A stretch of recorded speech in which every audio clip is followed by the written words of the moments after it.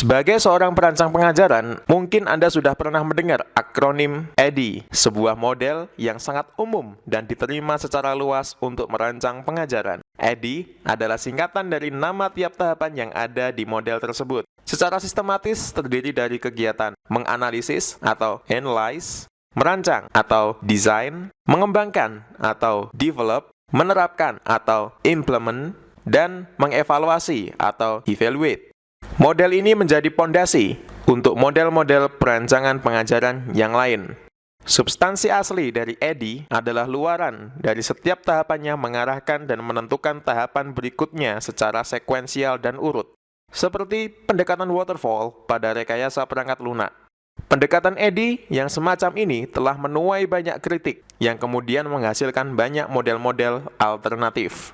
Misalnya SAM, yang prosesnya lebih iteratif dan fleksibel atau lincah tahapannya untuk berpindah ke tahapan lain. Kritik terhadap EDI bukan mempermasalahkan substansi tahapan di dalamnya, tetapi sifat linearnya yang dinilai terlalu kaku dan butuh waktu yang banyak untuk menyelesaikannya.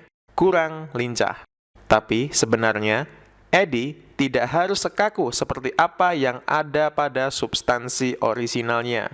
EDI bisa diperlakukan secara fleksibel, lincah, dan bahkan iteratif atau ada perulangan di tahapan-tahapannya jika Anda ingin memperlakukannya seperti demikian. Sekarang Anda mungkin bertanya-tanya, dari mana EDI berasal? Siapa yang memikirkannya pertama kali?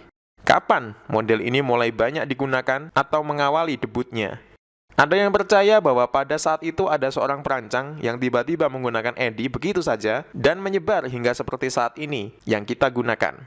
Tapi faktanya, saat ini tidak ada satupun yang menunjukkan bahwa pernah ada model EDI yang orisinal. Model ini tidak diciptakan, ditemukan, atau disebarluaskan oleh seorang perancang pada mulanya. Peneliti di University of Florida mengembangkan sebuah model yang dinamai Interservice Procedures for Instructional Systems Development atau IPISD, dan ada pedoman visualnya. Model ini terdiri dari 5 tahapan, yaitu Analyze, Design, Develop, Implement, dan Control.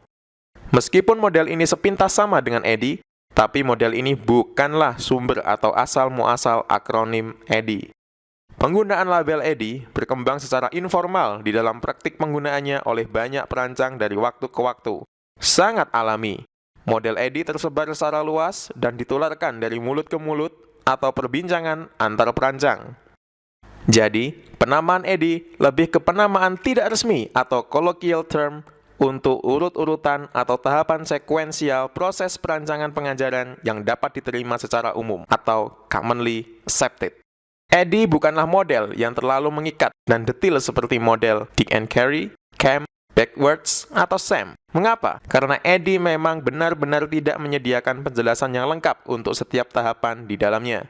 EDI lebih ke kerangka kerja prosedural yang melahirkan beragam model yang memiliki kesamaan mendasar baik dari sisi struktur dan prosesnya. Tetapi, EDI tidak mendeskripsikan dengan detail aktivitas-aktivitas teknis yang dilakukan di setiap tahapannya. Inilah mengapa EDI tidak meminta agar proses di dalamnya dilakukan secara linear, di mana tiap tahapan harus terselesaikan terlebih dahulu sebelum berlanjut ke tahapan selanjutnya.